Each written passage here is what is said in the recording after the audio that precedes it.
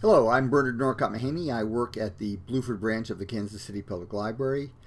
For April 2022, I am reading poems of Horace in a translation by David Ferry.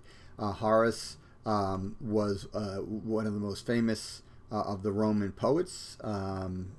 He probably is in second place behind Virgil, who would probably be considered the greatest of the Roman poets. And his chief work, I mean, he wrote a bunch of stuff, and we have, I think, everything he wrote, which is good.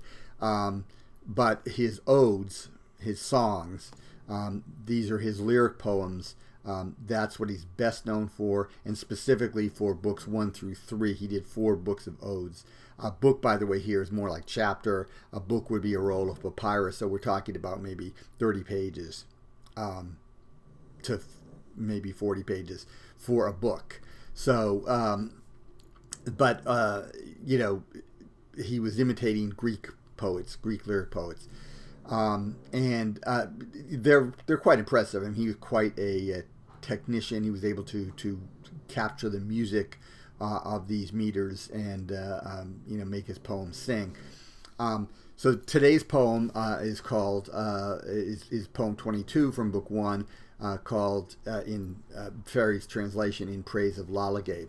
So the poem is not to Lalage. The poem is addressed to a man named Fuscus, who was a friend of Horace's. He appears to have been maybe a grammarian and also maybe a playwright. But he was a friend of Horace's, and he appears in some of Horace's other poems as sort of a character in those poems. So this is addressed to him, but what he's basically saying is,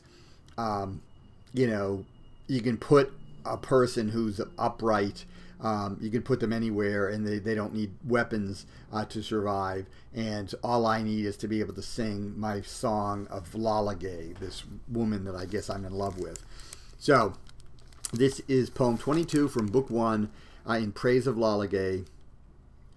The upright man whose conscience is perfectly clear can journey anywhere, unarmed, untroubled, whether it be the burning sands of Sidra, near where the quicksand waits for you under the sea, or the frozen Caucasus, or the fabled place that are so many monster stories about, washed by the sinister river Hydaspes.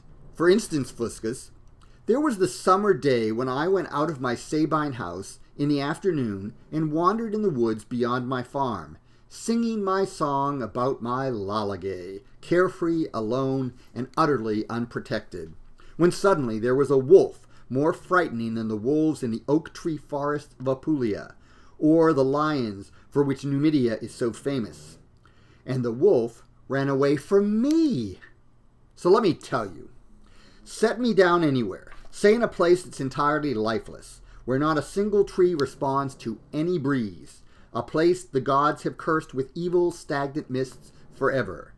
Or leave me where the sun comes near the earth, too hot for any man to be able to dwell there, and I will nevertheless go right on singing my ardent song in praise of Lalage. So that was poem 22 from book 1 of Horace's Odes, In Praise of Lalage.